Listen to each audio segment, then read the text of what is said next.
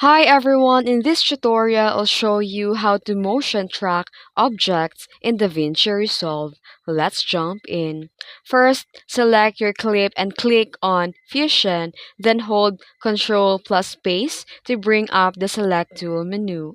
Then search for Planar Tracker, then select it and click Add. And now, move the playhead to where you want the tracking to begin. Go to Controls, then click Set.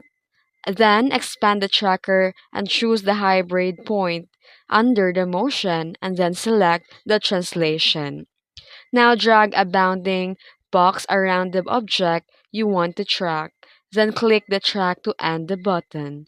Once tracking is complete, expand the operation mode and select Stabilize. And now head back to Edit screen. If you see a black edges from stabilization, just zoom in until they disappear. And that's it. You've successfully motion tracked an object in DaVinci Resolve. If this helped you, don't forget to like and subscribe for more tips. Thanks for watching.